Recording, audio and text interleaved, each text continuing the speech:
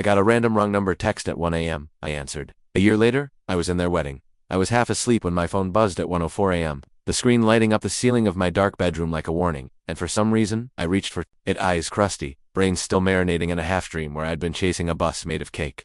But instead of anything reasonable, the screen showed a single text. Is the green one better, or the gold one? PLS, answer fast, no name, no context, no clue. Just that tiny electronic plea floating there, like an urgent question from the void. And maybe it was the timing, or maybe I was just a little lonelier than usual, but I typed back, green. Always. Go with the green one. Chuckled quietly to myself, like I had just helped save a life, and tossed my phone back on the nightstand, figuring that was the end of that, until it vibrated again 2 minutes later with "okay thank you," followed by "you're a lifesaver," and I smiled stupidly in the dark, unsure if I should respond, or just let it drift into the ether, where weird things go at 1 a.m. But something about the tone, that frantic friendliness, made me tap out anytime. Hope you made the right call, and left it at that, then forgot about it completely until 2 days later when I got a selfie of someone in a dressing room, green dress.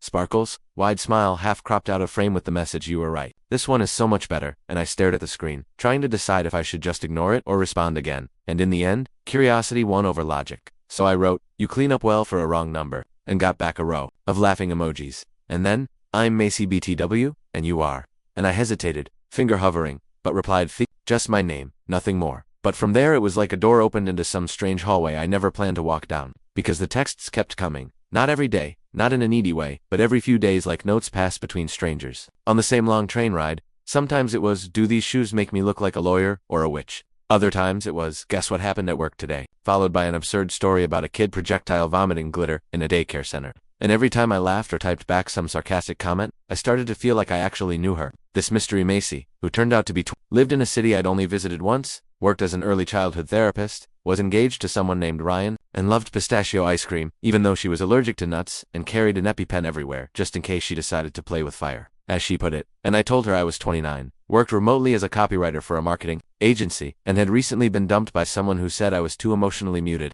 which Macy said sounded like I'd dated a therapist with a thesaurus. And the next day she sent me a meme of a possum in a crown with the caption "emotionally muted king," and that kind of became a thing between us. This running joke that I was her ghost therapist, which she insisted meant I haunted her with unsolicited wisdom, even though I mostly just told her when green looked better than gold or weather, she should ghost a toxic coworker, and I couldn't really explain why I kept answering. Why I didn't just block the number or let it fade, but something about her made the days less gray, the hours shorter, and even when I knew she was engaged, and happy and far away, it didn't feel like flirting, not really, more like confession. Like we'd found a little crack in the world and were whispering through it. And I told no one about her, not even my closest friends, because I knew it would sound weird, maybe even sad, to say I'd grown attached to a random woman I'd never met, whose voice I'd never heard, who sent me pictures of her lunch and jokes about toddlers with God complexes, and as the months passed, we developed a rhythm, these long message threads, full of thoughts and tiny truths, where she told me when she cried in her car after a tough session, and I told her when I missed my dad so much I couldn't look at his old books. And one day she messaged, "Is this still weird?" And I wrote back, "Only if you stop." And she said, "Deal." And that was the closest we ever got to defining it, and I liked it that way. This soft, borderless space we built with words and honesty, where she'd tell me how her wedding planning was driving her insane, and I'd tell her the latest ad campaign I was working on made me want to jump into the sea. And even when her messages slowed down for a week or two, I didn't panic. I just waited, trusted she'd come back. And she always did. Like the time she texted, "I found the green dress again. Still love it. Thought you should know." And I smiled at my screen in the middle of a coffee shop like a complete idiot. And I remember thinking how strange it was, how someone I'd never seen in real life could know me better than people I shared an office with 4 years. How her texts were like little doses of color in a grayscale world. And maybe that's why, when I got a message one rainy Thursday afternoon that just said, "Can I tell you something, and you promise not to hate me," I felt my chest tighten like I'd stepped too close to something unstable, and I wrote back, "Always," and waited, fingers cold despite the heat, until my phone buzzed again with, "I don't think I want to marry him anymore." And the room kind of shifted sideways for a second, because even though I wasn't in love with her, not really, not like that Kai cared, deeply, stupidly, quietly, and I could hear the static in her words, the doubt unraveling, so I just typed, "Tell me why." And over the next hour she sent a flurry of texts, about how he never really listened, how he made fun of her job, how he told her she was too emotional when she cried watching reruns of Parks and Rec, and how he'd gotten drunk at a dinner party and told her best friend that he didn't believe in therapy, and how all of it just built, and suddenly she couldn't breathe when she looked at him. And I didn't tell her what to do, I just kept replying, one message at a time. Things like that sounds really hard, and you deserve to feel heard, and you don't have to stay. And when she finally said, "I broke it off today," I told him I couldn't do it anymore. I'm shaking. I just said, "I'm proud of you." And for the first time in nearly a year of messages, she called me, not a FaceTime, just a voice call, and I stared at the screen like it was radioactive. then swiped to answer, and said, "Hey," and she said, "Hi," and then she laughed, and then cried, and I listened. And after that night, the texts didn't stop, but something had shifted, like a fog clearing, like we'd stepped out of a metaphor and into something almost real. And though I never pushed, never asked what any of it meant, I knew, deep down, that something was blooming in the space she used to fill with wedding checklists and floral arrangements, something messier, softer, uncertain but honest. And when she said, months later, "I want to meet you," I didn't even hesitate, just wrote back, "Name the time and place." She chose a bookstore cafe in a city halfway between ours. Neutral ground, she called it, which made me laugh because it sounded like a ceasefire meeting. And the night before I couldn't sleep at all, not from nerves exactly, but something heavier, this strange buzzing in my ribs like I was standing at the edge of something I couldn't name, and I thought about everything, about the hundreds of texts. The green dress, the way she always knew when to ask the exact question I didn't know I needed, and whether we'd sit across from each other and it would all just fall apart. No spark, no comfort, like two puzzle pieces from different boxes. But when I got there early, pacing between the shelves with a coffee that went cold in my hand, and finally saw her through the glass doors, I stopped breathing, not because she was beautiful, though she was, but because she looked like her messages felt, like warmth and chaos and late-night laughter. And when she walked toward me, hair in a messy knot, oversized sweater falling off one shoulder, she smiled like she already knew me, and I stood up, and we both just laughed, awkward and breathless. And when she hugged me, I swear, I felt something crack open in my chest, like it had been waiting all year to be seen. And we spent 5 hours talking, longer than we ever had before, and somehow, it wasn't strange, not even for a second, like we'd just picked up a conversation we'd started in another life. And I watched her talk with her hands, laugh with her whole face, bite her lower lip when she thought too hard, and I kept thinking, you're real, and I'm real, and this is happening. And we walked through the city after the bookstore closed, past a park where someone had tied ribbons to a tree, and she told me she was scared, not of me, but of herself, of trusting too much, too fast, of breaking again. And I told her I didn't need her to be anything she wasn't. And she looked at me like she was memorizing the lines of my face, and then she kissed me, soft and slow, like punctuation at the end of a very long sentence. And I don't think I'd ever felt that kind of quiet before, the kind that says this is right. And we didn't label it, didn't call it anything, not then. We just stayed in touch after that weekend, except now, it was voice messages, video calls, weekends on trains or buses, shared playlists, long silences filled with understanding, and the world felt slightly less unbearable because of it. And we joked that we were still technically strangers, that we'd skipped all the boring parts of friendship and stumbled straight into something tangled and unexpected. And the more I saw her, the more I learned how she hated orange juice with pulp, how she loved horror movies but covered her eyes during every scare, how she carried 3 different notebooks but only ever wrote in one, and how she kept the green dress, even after the wedding was off. Not out of nostalgia, but because she said it reminded her that she chose herself, and every time she smiled in my direction I wanted to grab the moment and hold it forever, even when it felt terrifying, because the truth is, I hadn't let anyone in for a long time, not really, not since my dad died and I forgot how to grieve out loud, and she never tried to fix that, she just listened, held space. Let me tell stories I hadn't told anyone, not even my mother, and maybe that's why. The night she stayed over for the first time, curling up under my blanket with her cold feet pressed to my shin, I didn't panic, didn't overthink, I just breathed with her, let her fall asleep on my shoulder, and stared at the ceiling thinking how utterly wild it was that a random wrong number had led me here, to this exact moment. And over time, our friends found out, slowly, and yes, they thought it was weird, at first, how we met, but then they saw us together, saw how easy it was, how genuine, and they stopped asking questions, started rooting for us instead. Even my brother, who had once declared all internet strangers were just catfish in disguise, sent me a thumbs-up emoji after meeting her, and I swear, it felt like a blessing from the Pope. And it wasn't perfect, no. There were arguments, like the time she misunderstood something I said and ghosted me for a day, and I nearly lost my mind, or the night I admitted I wasn't ready to say I love you yet, and she cried, not because I didn't, but because she did, and was scared she'd ruined it, but we kept showing up, over and over, and that mattered more than anything. And when I finally told her I loved her, it wasn't dramatic, no grand gesture, just a quiet moment on a Tuesday night while we were washing dishes, and I looked over and said it like it was the most natural thing in the world. Because it was, and she said it back without hesitation, like she'd been holding it in for months. And we just stood there, soaked and smiling like idiots. And one day, maybe a year after that first message, she sent me a text that said, I know this is crazy, but would you come to my wedding? And I stared at the screen for a long time before writing back, what wedding? And she sent a photo of a courthouse form, and then a picture of 2 gold rings in her palm, and then a selfie of her beaming with tears in her eyes, and said, ours, if you say yes. And I didn't even hesitate, just replied, green. Always go with the green one. And 2 weeks later, we stood in front of 5 people in a sleepy officiant in a city hall that smelled like lemon cleaner and old paper. And when she walked in wearing a simple green dress and holding a tiny bouquet of white wildflowers, I remembered that first photo she sent me, the cropped selfie from a dressing room mirror. And everything in me softened, like the world was finally catching up with something my heart already knew. And when she took my hands and smiled through her vows, voice shaking, I thought, I would answer that text again 1,000 times if it brought me here. And after we kissed, and everyone clapped awkwardly, and we danced alone in a rented Airbnb kitchen with twinkle lights taped to the ceiling, I whispered, "You're my favorite mistake." And she said, "You're my favorite accident." And we both laughed and kissed again. And I never thought falling in love could look like this. Like a typo turned into a promise, like a green dress that fit just right. Like a 1 a.m. question that rewrote the whole story of my life.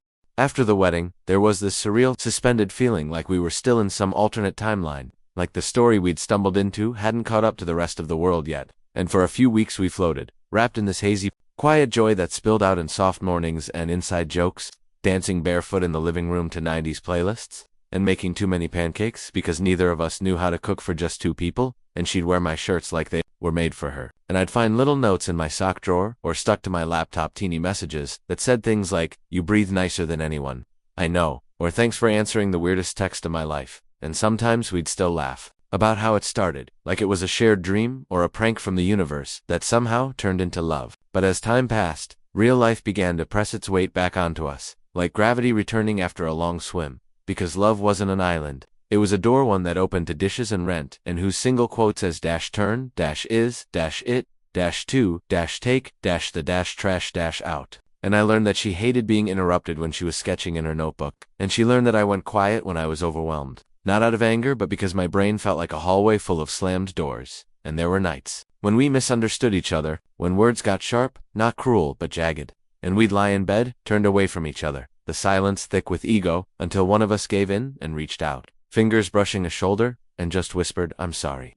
And we always found our way back, but it wasn't always easy. And that's what made it feel real, not the perfection, but the choice to stay in the room when things got messy, to love each other even when we were tired, flawed, afraid, and our families had mixed reactions.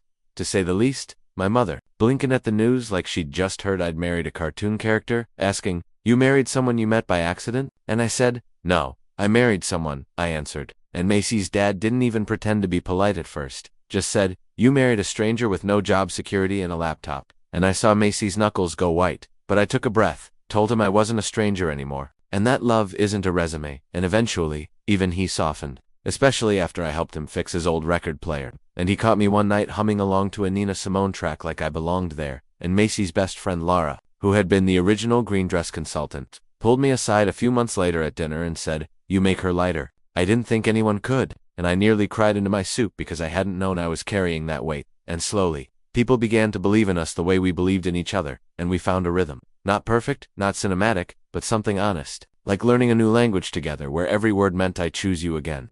And we built a home, not a house, just a little rented apartment with creaky floors and too many plants.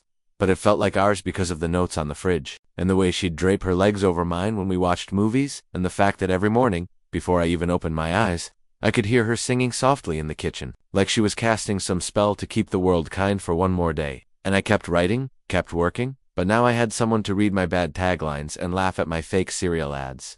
And she kept drawing and volunteering at the local kids center and telling me stories that made me want to both laugh and sob, like the little boy who brought her a dead caterpillar wrapped in a napkin and said, "I made him a bed." And on weekends we'd go to thrift stores and buy random mugs we didn't need, or take long walks without directions. And I started calling those walks green dress days, which made her snort but secretly smile. And we didn't always talk about the beginning anymore, not because we forgot it, but because it had become the prologue to a much bigger story. One that kept unfolding with every shared secret and slow dance and stupid argument about which takeout place had the best dumplings. And I knew things were changing, deepening, when she started leaving her EpiPen in my drawer instead of her bag, when she let me read a poem she wrote about her mother's absence and didn't look away while I read it, when I found myself scrolling past old pictures of my ex and feeling nothing, not anger, not regret, just distance. And once, late at night, she turned to me and said, "Do you think we're crazy?" And I said, "Yes, but I'd rather be crazy with you than sane with anyone else." And she laughed, buried her face in my chest,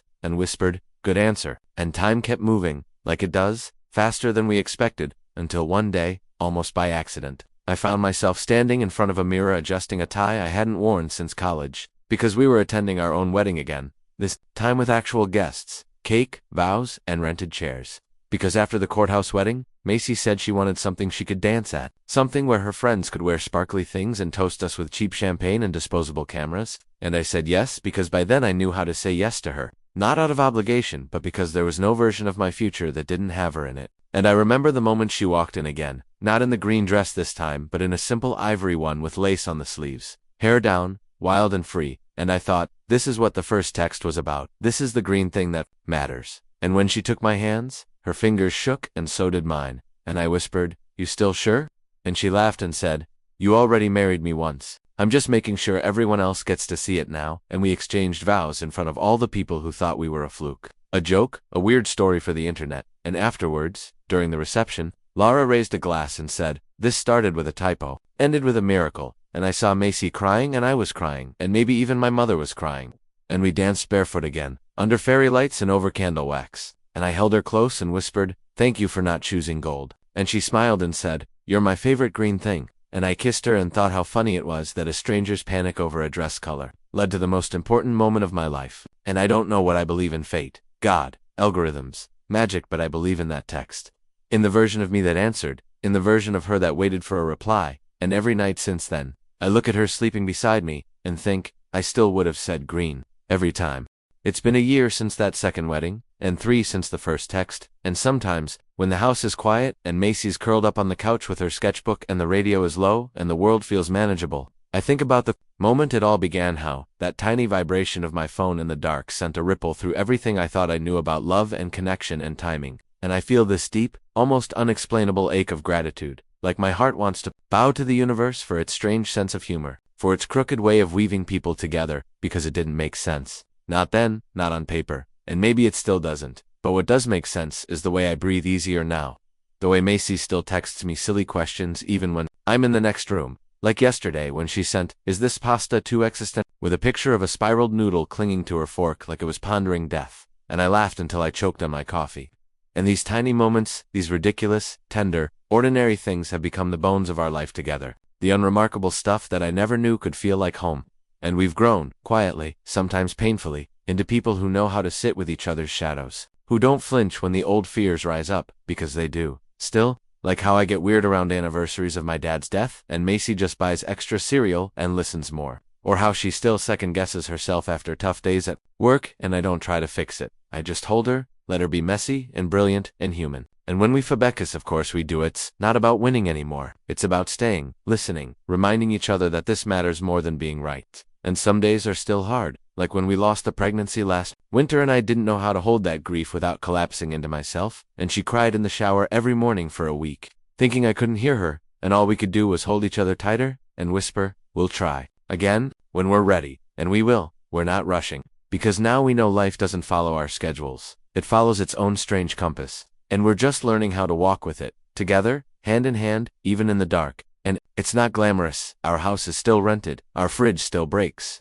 We still lose socks and forget appointments and argue about laundry, but it's ours. And that matters more than any Instagram version of love, because it's real, and it's here, and every now and then, we get messages from people who've heard our stories somehow, from podcasts or articles, or a friend of Ifrin who told someone about that couple who met because of a wrong number.